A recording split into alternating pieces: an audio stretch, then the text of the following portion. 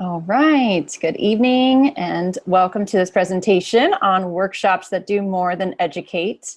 And I'm excited to present this topic. I was getting pretty energized while I was creating it, and hopefully this will spark some discussion and feedback and input from all of you and all of your experience as well. So does any one of you do workshops very regularly? You can, oops, I don't know if you can see that. You can kind of type it in the chat box. I know that Claire does them pretty often. I've given quite a few. JJ, you do a lot.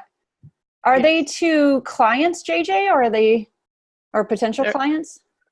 No. Oh, no, I do them for OTs and PTs. Sorry. OTs and PTs. Okay. Cool. And maybe some of these same concepts will apply too. Mostly the ones I've done have been to people with Parkinson's as well. So that was kind of what I was speaking to the most. But I think a lot of this can apply to any type of diagnosis and probably even to other types of clients and audiences that you are hoping to create action with. That's really the purpose of what I'm going to be talking about today, is that you're presenting something to people that you actually want to create changes in their lives. And Susan, you, I know, did one recently and wanting to do more, so that's cool. So let me see. Here we go.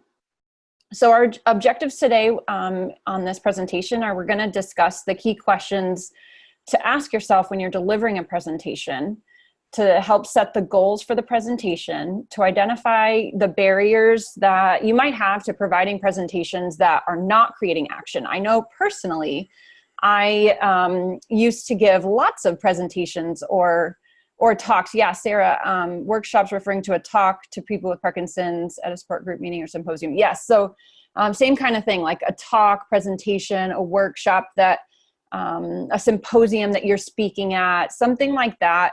And mainly I'm talking about ones where you might be presenting to a group that you're looking to create changes with them, as in you're looking for them to start to work with you and sign up with you of some sort. I know not all of them, all of the talks that we give are necessarily geared towards you targeting those people to do work with you or something like that. But there's probably some ways to help still create like the behavior change that you want people to have. And I'll definitely provide the PowerPoint after, as well as like a template and things that will be useful for you guys to have as resources. But I wanted to present the information, and then I'll, if there's any edits from notes and comments that you guys have, we'll do those. I'll make those so that we can present like some really good info to you. So objectives like identifying the barriers that you might have that don't create action in the people that you're speaking with. And then to outline the 8 key pieces of a presentation that are going to help you get the results that you want and that those potential clients want and need.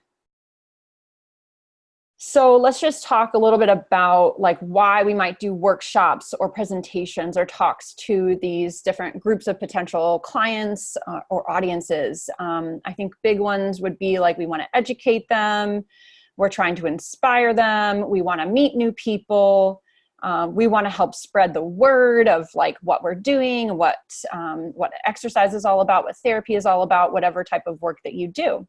But I would also like to add in potentially that we really want to do these to create change in people. We want to help them to get out of their stuck cycle and create some behavior change and lifestyle change so that they can have a much better life.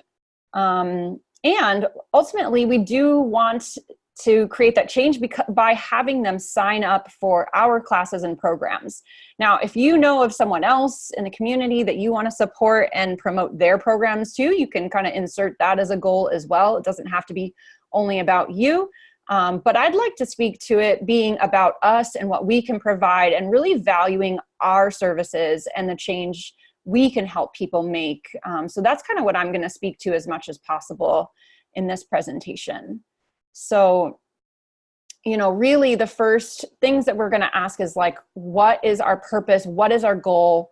Why are we doing this? So always think about that when when you're going to be doing a talk, and just get like this overall sense of like, what do you really want to achieve with it? Some of the things can be hard when you're giving a presentation, right? So like, what might be hard about doing a workshop? You maybe don't want to ask anyone for money. Like maybe that feels uncomfortable for you. Maybe you don't want to feel pushy, and you don't want to make anyone feel uncomfortable. Has anyone felt like this when they've been at a presentation before? I know I have. So, we don't really want to come across like this.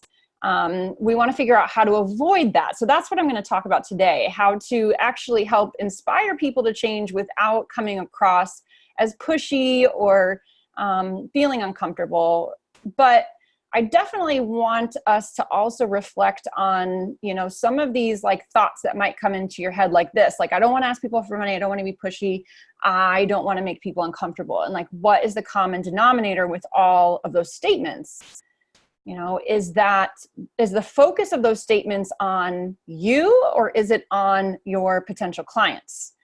So who are you trying to serve here? Who are you trying to reach? You want to reflect on whether the things that pop into your head are all thoughts about you and your potential and your abilities, when it's really supposed to be about the clients and what you can help them achieve and keeping it on them. So try not to get in your own way of creating lasting change for people because you are scared, and just observe if some things like that come up for you so that you can start to work around it. And we'll talk more about that as well.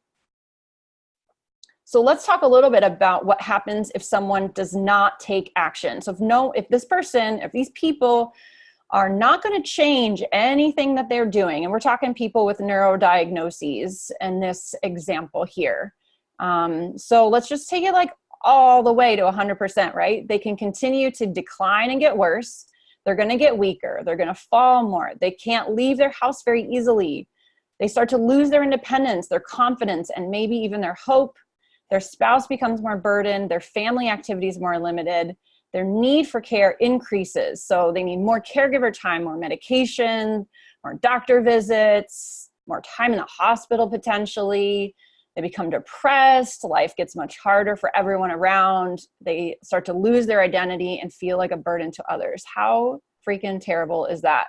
But this is really the reality for people living with degenerative conditions, neurodiagnoses, people who are really at risk for things to get worse if they don't take responsibility for themselves and what they need to do to make improvements, right? So the contrary to this is what happens if people do take action? What happens if they are willing to change and they get open to the suggestions you're providing? So they're going to learn things they didn't know that will empower them.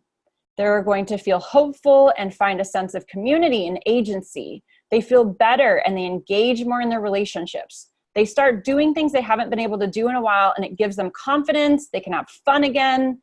They feel better and inspire other people to take action as well. They take their situation and create meaning and purpose from it, which fulfills them and inspires others to do the same.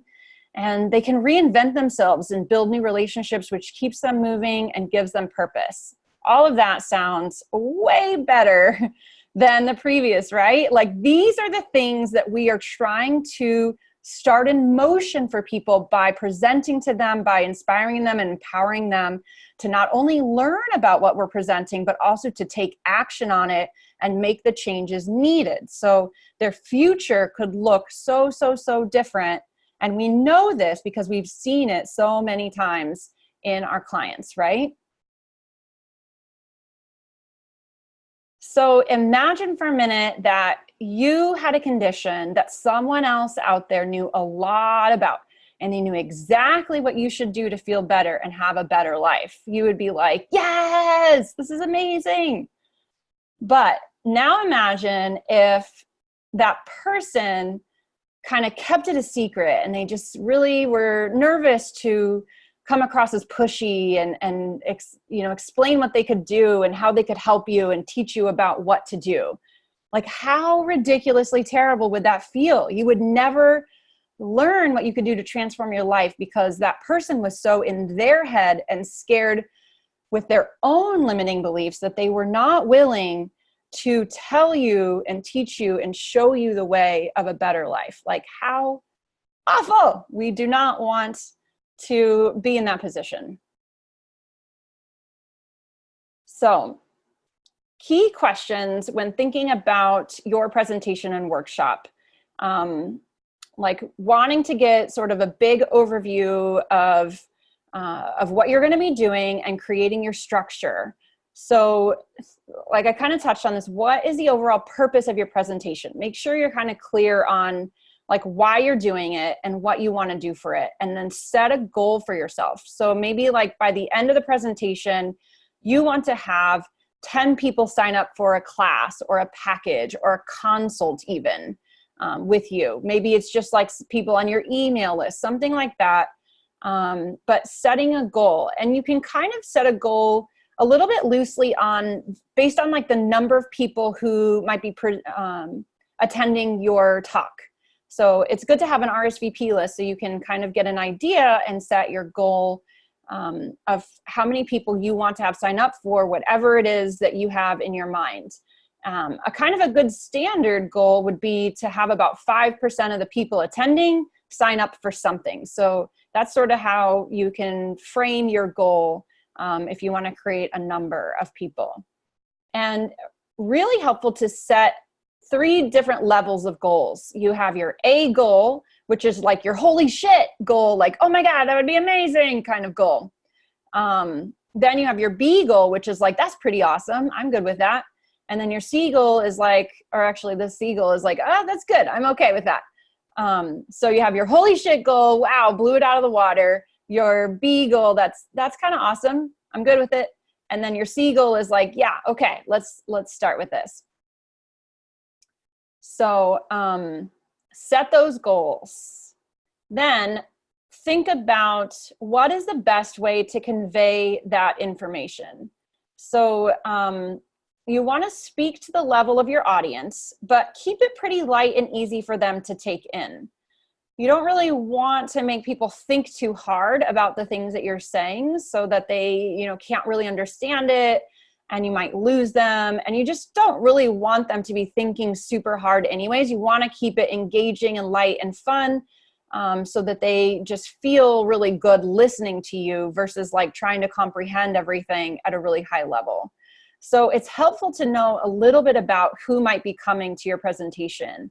Want to know a little bit about the education level, the level of exposure to this type of information those people might have had and how familiar they are with it.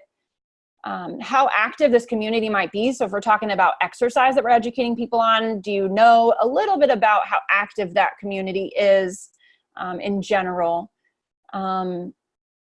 And like what range of abilities might show up, because that really does matter as well, like with the types of pictures and videos you present and the examples that you give. Some people who are maybe not as advanced in the progression of their disease or diagnosis versus people who might be using more assistance or wheelchairs or things like that will definitely change. And you might have a mix of those. So then that would be good to know as well so that you can speak to all of the people who might be coming. And like personally, even if I'm speaking to a crowd that is really highly educated, I still like to keep my information light and relevant and easy to understand. That's just like my personal preference for how I present. Speaking slowly, speak loud. A lot of people in our presentations, I notice, can't hear very well. So always a good idea to make sure they can hear you so that they can start to understand what you're saying. I want them to just really take in the information very easily and not have to think hard about what I'm trying to convey. Just even speaking a little bit to when you're discussing research, because I think it's very important to include research in your talks. But ask yourself about that, like what's the most relevant information and how will they use that information for their betterment? So when you're presenting the research, like thinking about how you're going to present it, how deep you're going to go. Try not to be so jargony in it or super in depth unless you just really feel like that is appropriate to do. But just consider that and ask yourself if, how are they going to use this information and what's the most relevant information they need to know about it.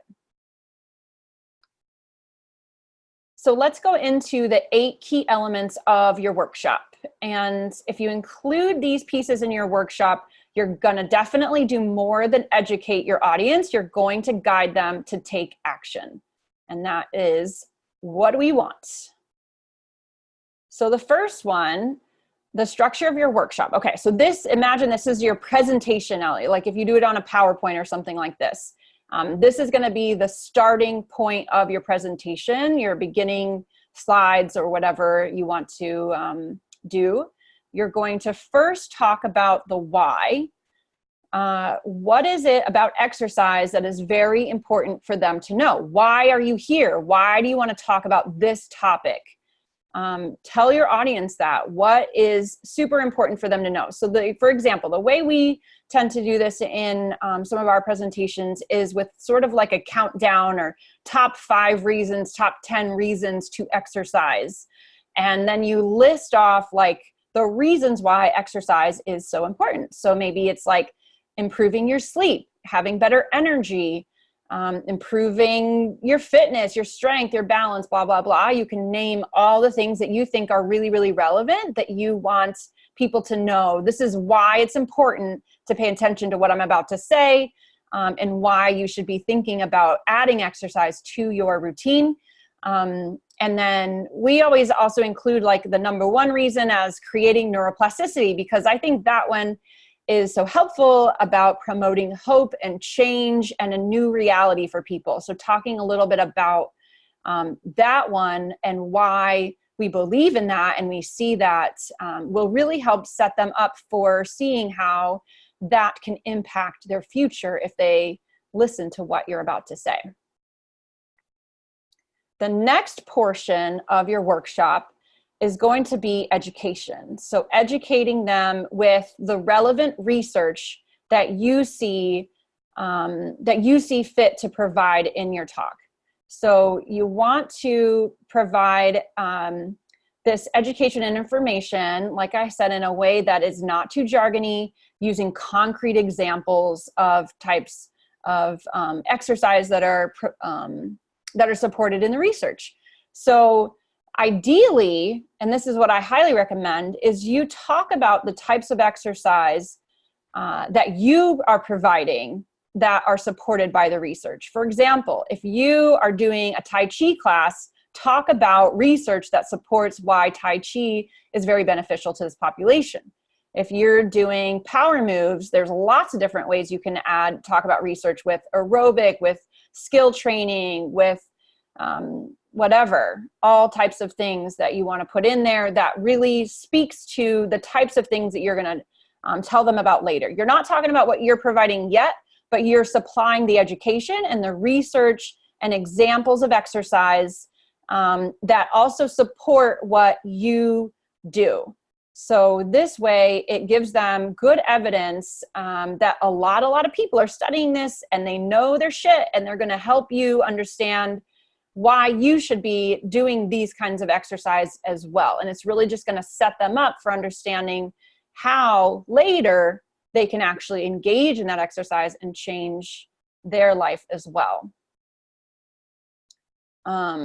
So I guess, like I think I said this, but like, don't necessarily start talking about what you do. You know, what I do is blah, blah, blah class, boxing class, this class, that class. Just start talking about what the research says and use supporting research to what you actually do. If it's one-on-one or something like that, use research that talks about that and the components of how one-on-one are super helpful. The next part of your workshop is going to paint a picture of what is possible for them. So you want to show pictures and videos of people like them doing those activities so they can get this imagery and imagine themselves doing that. They need to be able to picture themselves in that position, in that class, in that activity, doing that thing. So have pictures and videos that of people that kind of look like them or their age group or maybe similar diagnosis or something. And this is why it's helpful to know what types of people might be coming to your presentation so that you can try to use some similar pictures and videos to what they may identify really well with. You want to really show them what success could look like by using transformation stories. So you might have some yourself. You might have some before and afters. You might just have certain pictures or videos and you tell the story about that person. This person has had Parkinson's for 10 years. They used to not be able to even jump over a rope that was sitting on the floor. And now she can jump rope for a minute straight. So you can use your own examples. I'm offering, maybe you can use Claire's examples. She's nodding her head, of amazing stories and transformation too, because she's always posting really cool, inspiring things. So if you don't have a lot of examples yourself, you absolutely know tons of people who are getting good results for their clients, and you can use those examples. You can use those pictures and videos, reach out and ask permission for that, of course, so that you can help paint that picture of what's possible for the other person. So it's so important to do this because people will have this block in their mind that says, like, as soon as they see that video, they're going to be like, oh, that's cool for them. Like, yeah, that's cool. It worked for them, but that's not going to work for me. And you want to help just abolish that belief and help them to see all different people at all different levels. This person was in a wheelchair and now they're doing XYZ, something like that. All different areas of the journey that people are on so that they can really see why they can picture themselves in it and they can see that it's really possible for them. Yay, Michelle, you used Claire's Instagram to help people stay motivated. That's awesome. I use Claire's videos in my presentations as well because she has a lot of good like transformations, before and afters, timeline types of things. And it's super helpful to have that kind of thing. So tell the story of these people, what they've gone through, where they started and where they've been, so people can identify with them and see the change in themselves. And I was just going to say, like, Terry especially, but I'd say all my clients who let me use the videos, like, they actually want their videos to be used in that way. You know, they're happy for me to use them. But when I tell them, like, somebody else uses for a presentation, like, it makes them so happy because they feel like, okay, if they have the potential to help someone else too, that is, like, so meaningful to them. So don't feel bad at all, like, asking about using them or using them because, like, I love it. They love it. It's a win-win until you start getting your own. And I'd even say using videos like that is how you can convince your clients to let you take video at the beginning when they're at the beginning of their journey and maybe things are challenging and they don't really want video of them. You can say, you know, if you don't mind letting me take video now, I won't do anything with it. I won't show it to anyone without your permission, but that's the only way we're going to have this pre-post video, which is so cool to see and so fun, is if we get video now. If we wait until you're better, then there's no pre-post. There's just, you're good. But those are really powerful videos. So definitely I would say, like, use Terry's and say, you know, she was willing to let Claire jump rope or videotape her when she wasn't able to jump rope. Like, and that's why this video is so powerful and, you know, has probably influenced a lot of people. So I think you guys can also use that to, like, get your clients a little bit more comfortable and then say, you know, I won't use this until you give me permission to show it to anyone. This is really just internally for you and me for now. By the time they get to the post position, then they're super excited. And then they're like, oh yeah, definitely show that to people. Like, I don't care what I used to look like because this is what I look like now. So use it in that way too, to start getting your own videos. Mm-hmm. Yeah, it's a great point. It really goes back to what I talked about with why we want people to take action and make these transformations, because now they're inspired and they're inspiring other people and they have purpose and they want other people to feel better and learn from them and see what's possible for them too. So Terry now has a lot more purpose too. And her story has changed about Parkinson's. So she wants to help change other people's stories. It is awesome. So the next aspect of your workshop is to help people to understand what success would feel like for them using reflective questions. So with our brains, if you ask someone a question, their brain has to find an answer inside. So even if you don't feel like you're going to be specifically answering a question, you want to ask questions to people so that they immediately start searching for answers within their brain. And this part is really to continue guiding the audience to envision what's still possible for them and what they're capable of. So you want to focus your questions on how it would feel for them to achieve these results. How is their exercise program making them better? How should it make them feel? And have them start thinking about it. And I'll give you an example of how I have used this. So in a presentation that I gave, I had a client who made the comment one time after class where she said, "Today, I don't feel like I have Parkinson's." So we wrote this comment down and I turned it into like a little graphic or whatever. So in the presentation, I posted the question, "How should your exercise program make you feel?"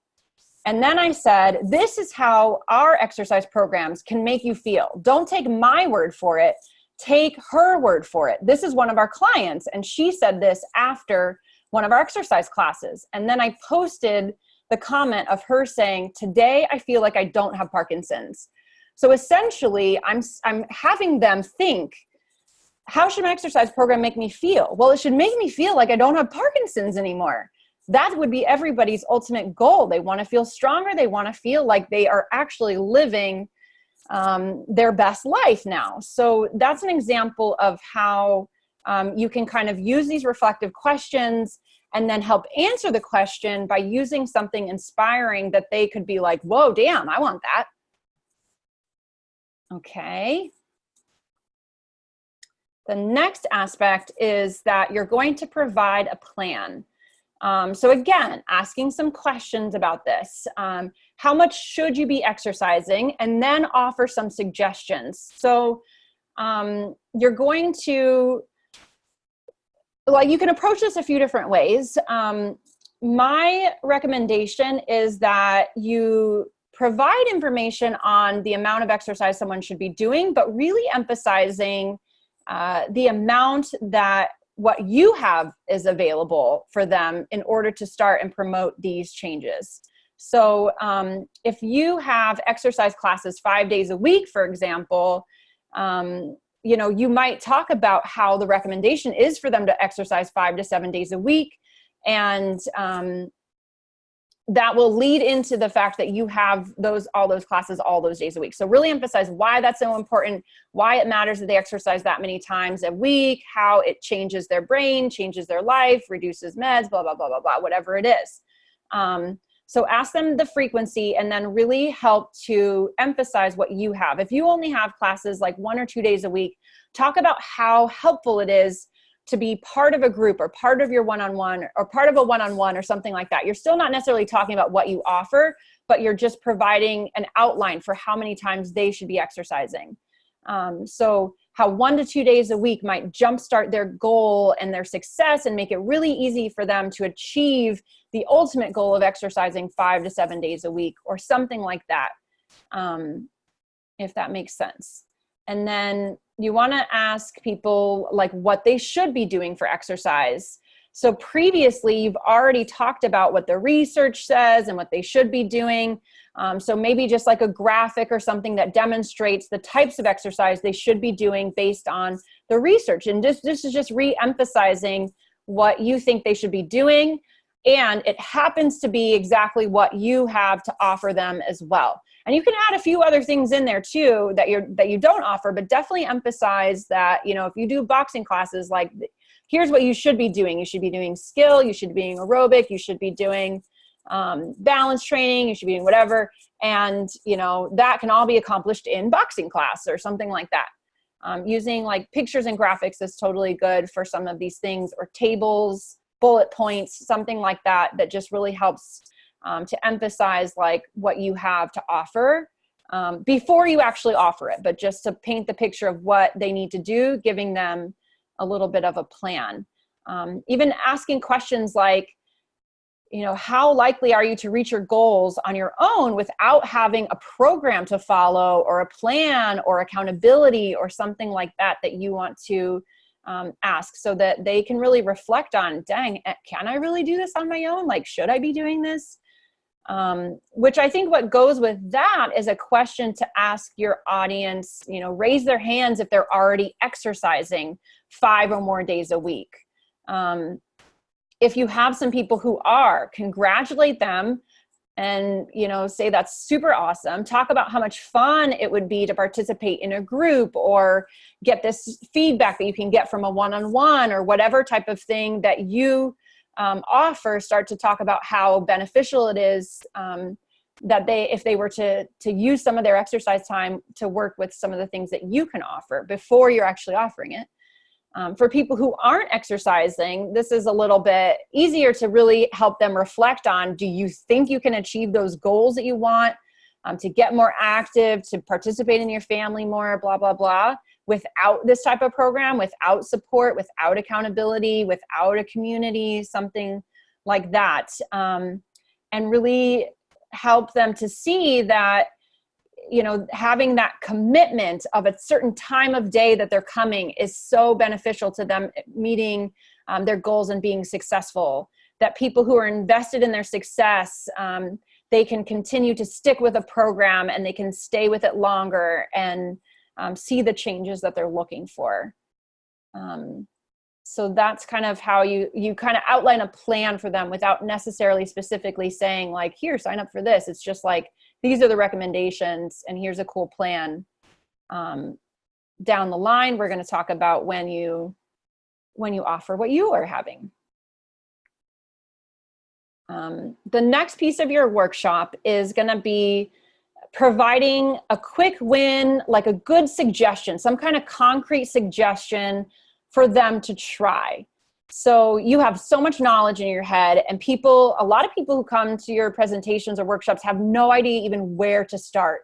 So a quick win is really just try this, try walking 5 minutes, try going on a different route of your walking, try an exercise class, try, a one-on-one session with a trained professional, something like that, that helps them to say like, oh, okay, I could try that. Like just one thing, even tell them even a deadline, like try this week, try this in the next 7 days. So they feel like they have to kind of commit to something that you're suggesting, but it's something that's pretty easy for them to do.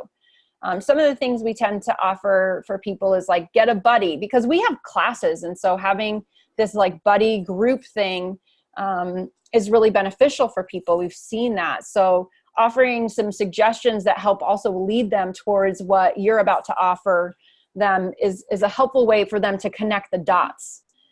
Choose something that they're going to enjoy so that it could be really fun. Ask them to recognize their own barriers, like what has been preventing them from starting and sticking with the program, so that they can start to see that you have things that will help them overcome those barriers because you put a really quality program in place, and accountability and expertise and all those good things. Have them set a goal and make a plan, visualize how they're going to feel once they've reached that goal. Have them really start working on what that success could look like for them.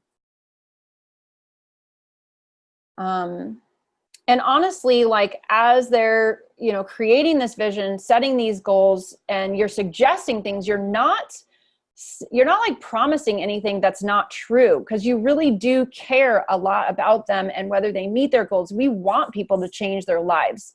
So all these things that you're really offering, even though I'm saying like we're kind of aligning it with what we are doing, it's out of the knowing that we can change their life, and what we offer is going to help them take action and improve things. It's not about promising things we can't deliver on, or about, just selling something random that we don't even believe in ourselves. If we don't believe in what we're offering, then that's a whole different story. But I know that all of you are really experienced and skilled and provide amazing, amazing care, and more people need access to it.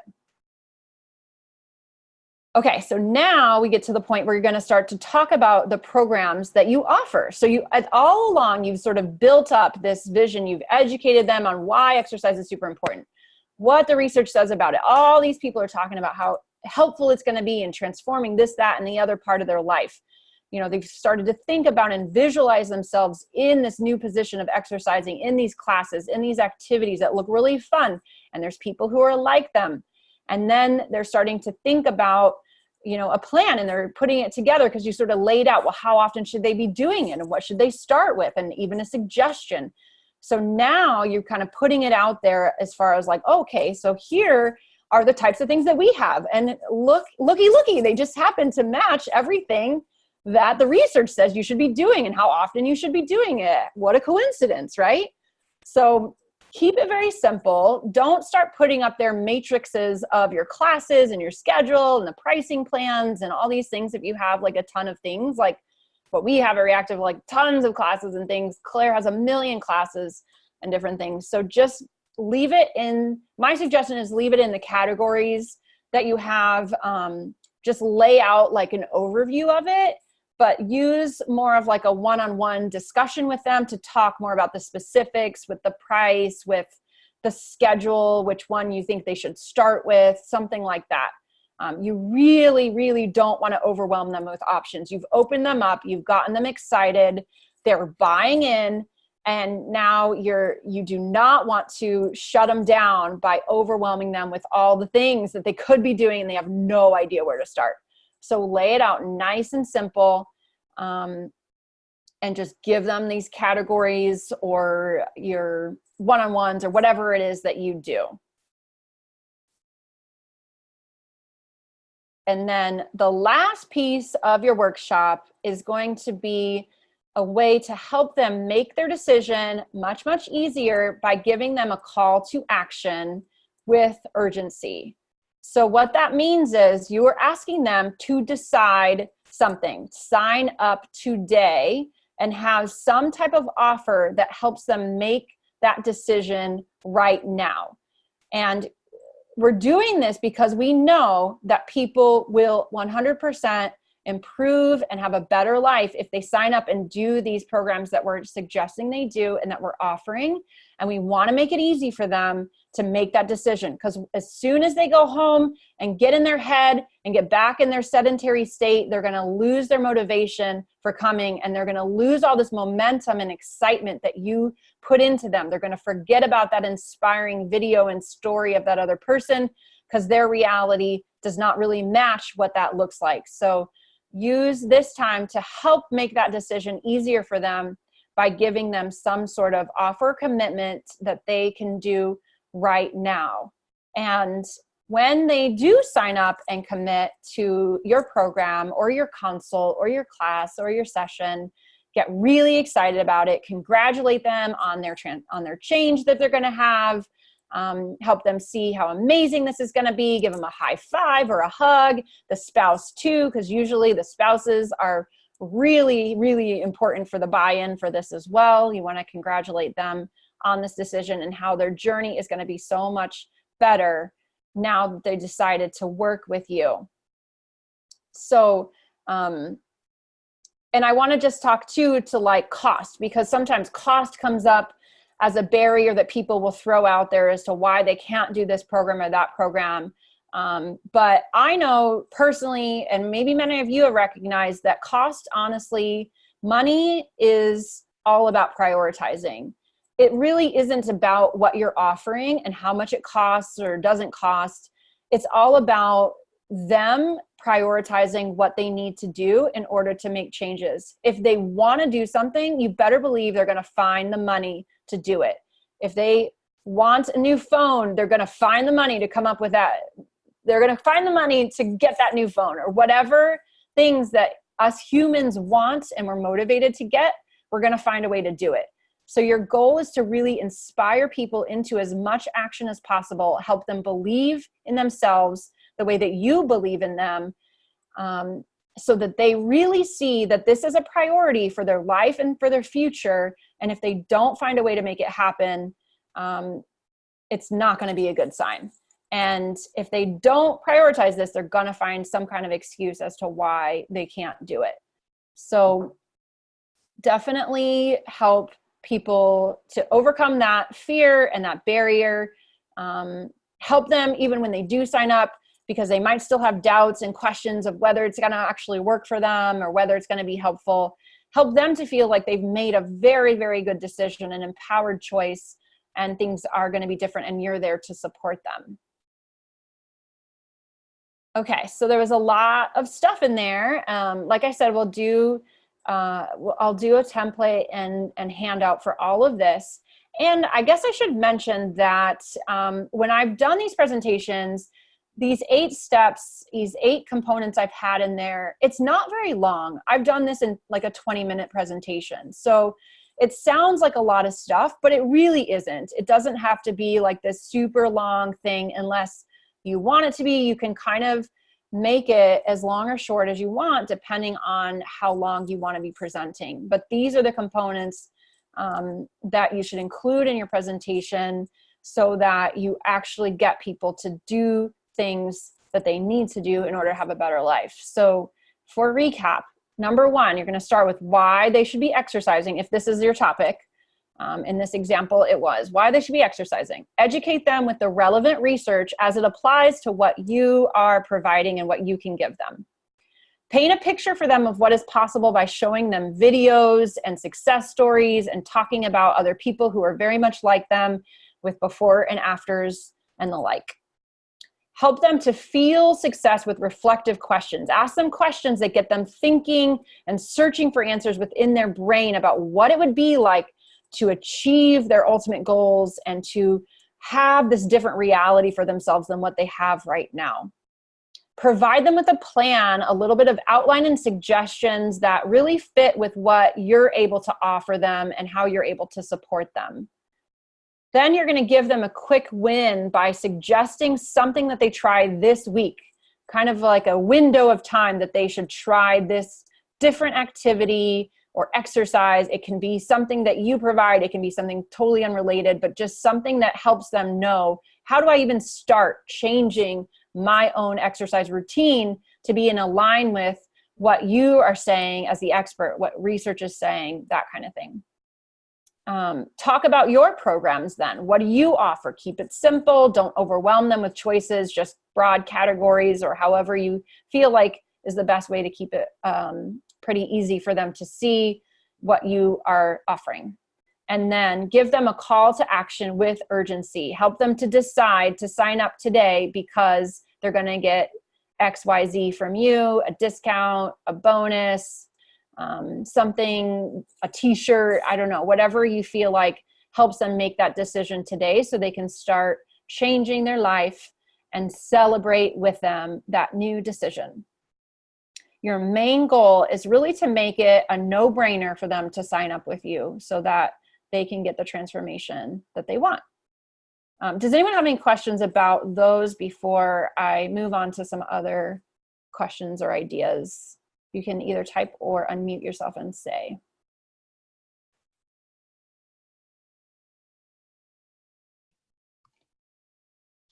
I was just going to add too that in terms of my presentations, I feel like they're very similar to what they used to be, but I am sharing more of the stories.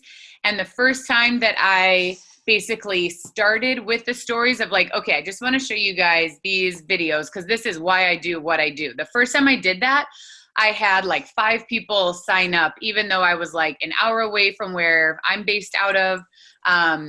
And it was a far drive for people, but even people who are like, okay, maybe I'm not going to come every week for class. I do want to come and get an assessment and know where I'm at and get some information. And then usually they do that. And sometimes then they even do decide to come for classes.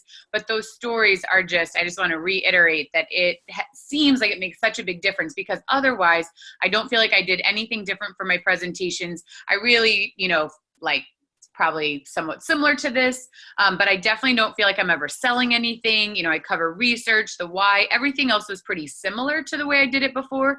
But when I started doing those stories, I have people signing up for all sorts of different things in a very different way than prior to that. So it's been really interesting because that was like the main difference with my presentations, and it has been completely different than it was before. Mm-hmm. I've had a similar experience. Before I kind of started doing workshops with this outline and these components in it, we would just basically, we didn't have a goal. We were just like, oh, I'm just going to talk to people about research and exercise and why they should do it. And then you talk your little heart out about it and demonstrate and have all this enthusiasm and energy. And then everybody leaves and they don't do anything and they don't change anything. And it's so disheartening because you didn't help people take that next step. And then when we started implementing some of these other ways of approaching the presentations to help them make that decision better, the first one I did, we had 30 people attend and 10 people signed up for memberships. And it was like, oh my God, this is amazing. Like adding the stories, adding the quotes, adding the why and how, and making it just easy for them made such a difference. And those people are doing amazing. Like that's why we keep doing it. And this is why it doesn't feel pushy or shady to do, because we see the success that they're getting because they've made that commitment to themselves. How might this change when speaking with an MD? Claire says that the outline could be pretty similar. Yeah, I don't know. I might have to think about that. I would have to know like your goal of talking to the MD, but I guess if their goal is like, yeah, I guess it would be similar. So if the goal is to talk to the MD about why they should send clients to you, is that what you're asking potentially? Then yeah, I think you can absolutely keep it pretty similar. You don't want to overwhelm the MD with all the options and prices and all the things that you have. Sometimes they get really turned off by hearing that you do cash for things or anything like that. They get kind of protective, which they shouldn't, because it's like completely transforming people. But I think a lot of the same components would be really helpful. And then, yeah, okay, to ensure they're referring. You could sort of adjust like what the level of, extent you go into the research and how technical you talk about it. But absolutely still include those stories in the transformation, because they have no idea that you are capable of helping change people's lives like that. You don't necessarily need to give the MD the plan or the quick win suggestions of what they need to try.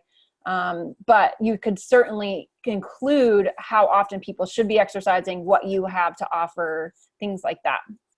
And I think, if you are offering services that are cash, I think just talking about the fact that this is like, we're trying to fill in the gaps in the healthcare system. So there is insurance-based therapy. We're not saying there's anything wrong with that. People should access that and should use their benefits. But the truth is, no insurance system, Medicare or private, has enough money in it to pay for people to have access to therapy all year round. It's not what it was, it's not how it was set up initially. It's not what it can financially afford now. And so basically what we're doing is helping support people throughout the year, so I think it just helps when you're talking about the cash-based stuff, just to make sure you're not saying like someone should come to me only and pay cash and never go to therapy and use their insurance. Although in many cases, what we're offering is better than what people are getting for insurance, but we don't need to get into that with the doctors. But say, yes, people should access therapy. If you know of people who specialize, I will tell a lot of doctors that I'm happy to be a triage. And even though like if somebody they're working with wants to use their insurance, I'll say, I will help them find someone. Like, let's say people are getting referred from USC and I'm in Orange County. They don't know who all is in Orange County. So I'll say, you can refer them to me. I'll talk to them about what they need. If it's insurance-based therapy, I will help them find someone close to them. And sometimes that's all I actually do is help them find therapy. I never hear from that person again. I'm happy to do that. And I feel like the physician really appreciates, and they're going to refer everyone kind of through you in the area because you've offered to do that help. And it's, I'm not only doing it to find clients, I'm doing it to help people get access to good therapy and help the physicians out. But it just so happens then they're like, Claire is the name they know in Orange County. And so when people call me, I'll tell them, this is what I offer. And if what you're looking for is this, I'll help you find that. And then just so they know that I have classes. So if they're interested in that afterwards, they can feel free to call me back. But even if they don't, that's okay. Yeah, I feel like this is part of our duty and honor and gift that we have connections to a lot of information, to a lot of people. And we can help people to find access to the things that they need and be that connector for them. So I love doing that as well. Julie's asking, is it okay to have stories without video or pictures? I definitely think that videos and pictures are the most helpful because you want people to picture the change that they can create and see themselves doing it. You don't have to write out a story, but you tell a story verbally with it. And then Claire has all of these pictures and videos. You might reach out to the group to see if anyone has some that they're willing to share for you to use as well. Until you start to build up your own and start asking people to, if you can use their stuff. So I do think it's best to reach out and try to offer, try to present those pictures and videos. But yeah, I mean, because I'm building my library of that, but I don't have like Claire, you know, the stuff that you share, like who's the guy you've had for 7 years? Right. Yeah. I mean, and Terry, I mean, that length of time, those are just so powerful. Exactly. So you can use that kind of thing. And, you know, anyone in the group might have stuff like that as well. Their successes, our successes are your successes as well, because you're doing the same kinds of things. We're all coming from the same place. So even if it's not your client, you can definitely talk about and show what's possible. Yeah. And you can use those videos and say, you know, this is a colleague of mine in California, and she's been collecting this data for a number of years now. This is what I'm now trying to do in this area. And so I want to show you, like, this is what I'm, you know, kind of modeling my practice after, is having people have access to ongoing, you know, access to exercise on an ongoing basis, because this is what is possible. Like you can show it as like, I see this, and that is why I'm doing what I'm doing, because this is possible, when otherwise someone 7 years later with Parkinson's, 18 years in, probably would not be totally independent and active like he is. So or better than he was when he started with you. Yeah. Right. So I think you can say, like, you can come from the perspective of saying, this is like why I'm doing what I'm doing and why I'm so excited about it. I'm inspired. You should be inspired.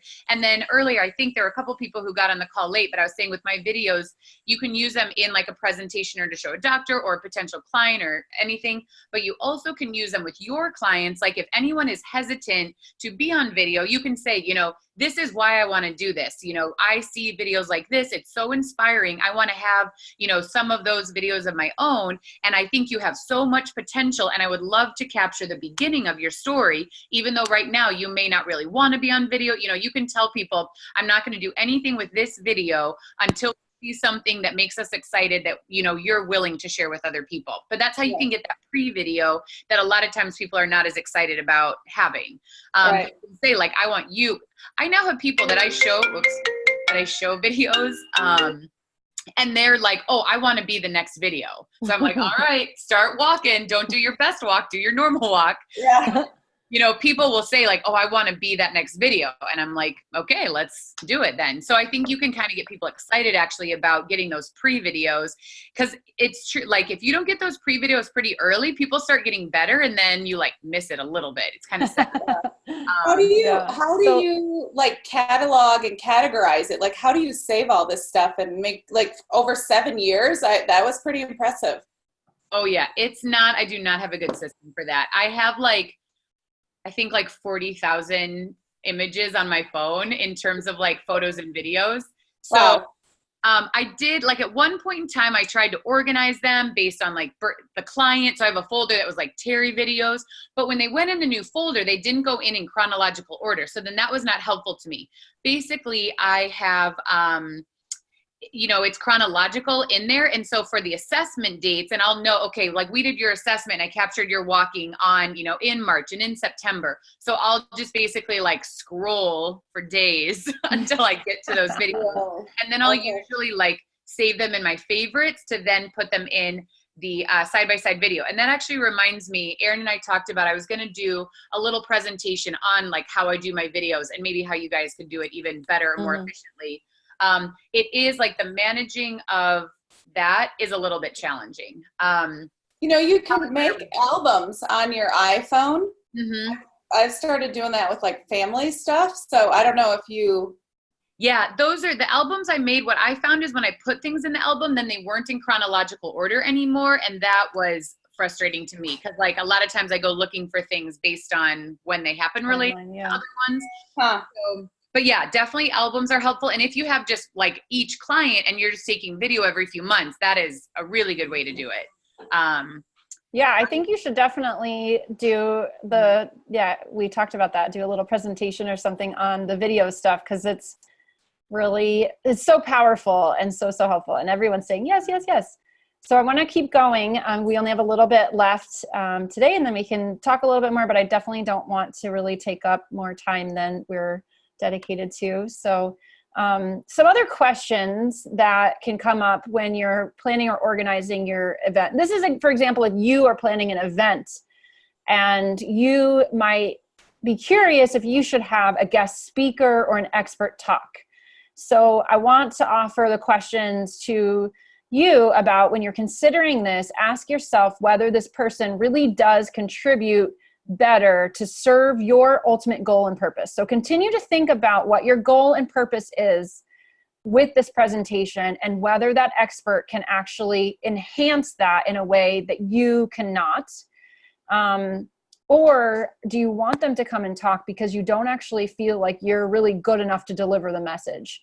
So it's important to really understand this about yourself, because you're trying to reach people. You guys are all brilliant and amazing and have a lot to offer. And the people are going to be working with you. So if you're speaking to them in this presentation, they're going to connect with you. And so it's really helpful to be the one who's presenting the information to them so that they feel very familiar with you and understand you and your style. So just consider that if you're having an expert speak, why you're having them speak. And I would say still reserve some time for yourself to talk as well. Plan to succeed. So before doing your talk, you want to make sure you're ready to reach that A goal. If that A holy shit goal is what you actually achieve from your presentation, you want to figure out how you're going to easily work this. So how are you going to sign people up? How are you going to take payments? Maybe you'll have handouts with the details and a sign-up sheet ready right at the right moment that you want to actually hand that out and talk to them. You're not going to hand it out beforehand. You're going to hand it out at the end once you've already presented everything, and you want to give people the details about what you're offering. So have these handouts ready, stapled, printed out with all the relevant information that you're going to want to make this process really easy. You can think about having a friend or your spouse or some volunteers to come the day of and help hand out some of these prep forms. Talk to them about how they can help you have people sign up for things and answer some simple questions in case you're talking to other people, so they don't have to wait for you for like an hour after the presentation. Get some things printed out ahead of time, like the schedules that you have or an appointment sheet, so that you can give them specific instructions on when you want them to start. Circle the classes you want them to start with, or the date you want them to come in, or something like that, to like give them so that the starting point is really easy, and so that you're prepared for this overflow of people, because you're creating action. So you want to be prepared for what you're going to do when all this action comes to you. So plan, plan, plan. You might even, if you get a big response with people who maybe don't fit in your current classes, maybe it's their ability level or their interest in something else or something like that, something you don't offer yet, but people are telling you they want this, and you see them potentially in a different program that you haven't yet started. Have some kind of list ready for them to join that, so that you can contact them when you want to start the new program or the new class. You want to figure out how many people you'd need confirmed in order to start a new class or a new group ahead of time, so that you can start, when you collect these names and stuff, you get an idea of like, okay, cool. So if I have these 4 people who are ready to start this type of class, then I could probably start that class next month or whatever it is. You don't have to promise anything to them, but you're at least starting to plan and building a list of people that you can contact for when that is going to be ready for them if you're starting out. Next, really notice your barriers and what things might come up when you're delivering your presentations and your talks, or when you're thinking about the outcomes that could be from these talks. Reflect on how you can overcome your own limiting beliefs. So if you have this belief going into the talk, like, I don't have enough room to welcome all these people to my group, so I should just really try to play small. I really shouldn't try to get too many people. So reflect on that question. Is this really true? Is this really serving you? How can you create a new belief or new reality for yourself? So maybe the new belief is, I can impact more people by opening up more classes if I need to. I can get help if I need to. There are always ways to achieve these new goals. They are not problems unless you view them as problems. They are opportunities to learn and grow. So you want to really be thinking about how your ego might be playing in this, how it's trying to keep you small and safe and comfortable, and how you're not going to let it do that. And you're going to create new beliefs in place of those limiting beliefs, some beliefs that are very empowering. Maybe one of your beliefs or barriers that comes up is, I don't know if I can actually help them reach their goals. Because we don't know. We're saying all these things. We've seen people do it. We don't know with 100% certainty that they're going to achieve this new reality for themselves. But the new belief around that could be anything is actually possible for them, because that is the truth. I am responsible. I am responsible to deliver what I promise, which is my programs and my support. They are responsible for their actions. And there's a lot of power in community. There's so much power. You don't even know how they might be impacted by the other people in the classes beyond what you can even do. So you don't really know that. I think one thing that we tend to suffer from is that we feel like we are responsible for other people and their change and their actions. We have to do it for them. So, if you told them XYZ is possible and they can't reach those goals, that it's not your responsibility to do the exercise for them. It's not your responsibility to make sure they get there on time and they attend and participate. Your end of the bargain is you getting there on time, you being consistent, you offering the support, you giving the plan and the programs. They have to take 100% responsibility for their own actions and their own exercise, so that they can achieve the goals that they want to do. So also, if you notice anything that might come up just even from this presentation, from the things I've talked about, write it down and see what that belief is or what that thought is. Like, ask yourself, why is this here in my head? Why is this thought popping up? Is it really true?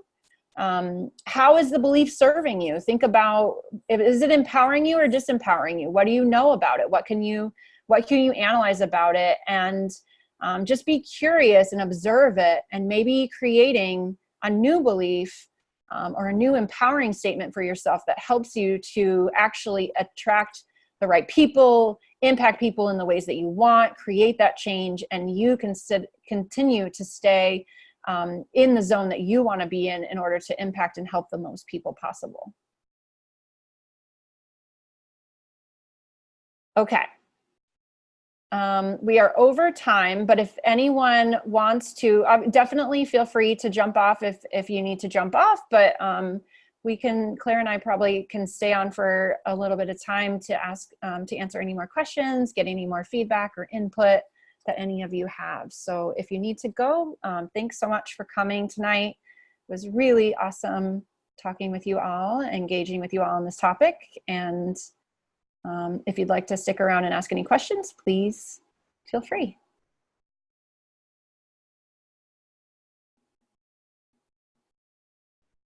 Thank you, Susan.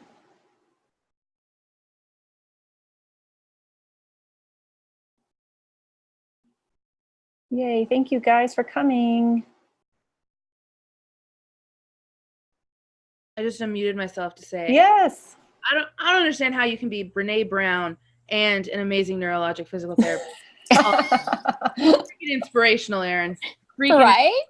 And training for like this monster triathlon nonsense that you're doing. Like, just trying to keep up with you as like a role model is enough in my life. No way. Awesome. Thank you very much. But you are amazing as well in so many other ways. So thank you. Cool. I'm glad that was helpful. So Claire and I are going to talk a little bit too about it and the points, and kind of give you guys some good handouts and templates or whatever if you want to try to use that next time you have a presentation. But are there any examples that you think of that this, wouldn't work very well in, or that you would want to talk through that are difficult? I was just going to ask, like, how do you have a goal of how many workshops to hold in a year in terms of like, especially if you're like doing it for recruiting purposes or just educational purposes? Yeah, that's a good question. I think it depends on like if you have a business, for example, it would depend on how many people you want to attract at different time points throughout the year. Like we used to use these workshops from, we would get the Parkinson Foundation grants, and I would actually put in the budget holding some of these workshops so that we can help attract new clients to our programs through like the grant money and things like that. So that way it helped take care of some of the cost. And then setting the goals of like, how many people do you want to start welcoming into your programs and how many you want to have. So I think like, if that's your goal to like build the programs, then you kind of plan out like, how many people do you want to come to them? How often would you need to have them throughout the year in order to bring that in? What do you think, Claire? Yeah, I was going to say too, like I have done in the past, both when I worked at Hogue and then afterwards, like a series. And so you can also say like, let's say maybe of multiple topics, like you want to talk about exercise as medicine, but maybe you want to talk about in more detail about different types of exercise. Or I just did a lecture on Saturday about fall prevention and fall risk reduction, which I really haven't done as like its own topic. I've kind of talked about it within exercise before, but not as its own topic. And I did a very similar like order in terms of the content. I still showed like success stories, and like Terry's, she actually fell right before she got started with all this exercise. She fell and broke a vertebrae right before. And like one doctor told her she needed surgery. She saw an integrative medicine doctor and he said, you might be able to heal yourself through exercise. And guess what? She did. So I feel like you can use some of the same types of stories of like healing and recovery that either you know of, or find some stories or things like that. So I feel like this can work even if your topics are like very specific, different types of topics. So in terms of the number though, I'd say like, yeah, part of it's how many people do you want to maybe get in? And then part of it's just how often do you want to do something like this too? Do you want to do this, like a couple times a year? Or like I've done it where I had like monthly, for probably like a year at a senior center, I basically did a year where we met once a month. And like I kind of had like the topics I wanted to cover. And then I brought in some external speakers, like a pelvic floor physical therapist and a dietitian. So I brought in some other people, but then I also had multiple topics I wanted to do on my own. So yeah, I think it totally can vary depending on, it's really just based on what your goals are for doing the talk. Like, are you trying to make, increase awareness about the programs that you have where you work or your business? And do you have like, can it be a very central one area that you're going to do that? Or do you kind of want to go out and do it multiple places in the community? Are you hosting it? I think there's just a ton of factors in terms of how you're going to decide like how many you're going to do and what exactly those topics are. So that could be a whole nother, we could have a meeting on that one time. Like, okay, our plan for next year, like what does everybody think they want to do? What has worked in the past? People can share and kind of come up with a plan for the year. Because it can go all sorts of different ways. And even if you do one a year, that's probably better than none. But, if you have a specific goal for the people who have their own businesses, I think showing up consistently in the community makes a huge difference, because if you do one talk, some people are going to hear about it, some people aren't going to make it. If you do talks regularly, whether that's once a month or every other month or quarterly, but if it's something regular where you put a schedule out in advance and people know about it and they get to start to come and meet you and see what you're talking about, that'll really start to get people signing up for your services. So I think part of it is like showing up consistently, especially if you're trying to build something. So, yeah. Any other questions or thoughts or challenges? We can stay on maybe like another 3 minutes. Challenge would be the power stuff. Okay, talk about it. You need approval for everything that you do if you're going to use anything power related. Oh. So I don't know if people know that, but they do. Claire, what do you have to say about that? I feel like even though I teach workshops for them, I don't fully understand their policy. And to me, like, you know, I don't necessarily agree with exactly how they're doing things. I feel like they should have some slides that are approved by them that they could just put out there and say, okay, you can include these on a workshop, like however you are going to do it. If you leave this slide as is, you can incorporate it. But apparently that's not really the case. I also personally feel like anything that is on the internet, you can't control how it gets used. Like, it's great if you guys want to message me and say, oh, can I use your videos for a presentation? I will say, of course, thanks for asking. But I feel like once I put something on the internet, anybody could use it for anything. I can't control that. And hopefully people are using it the right way, but you just can't control all of that. So I think I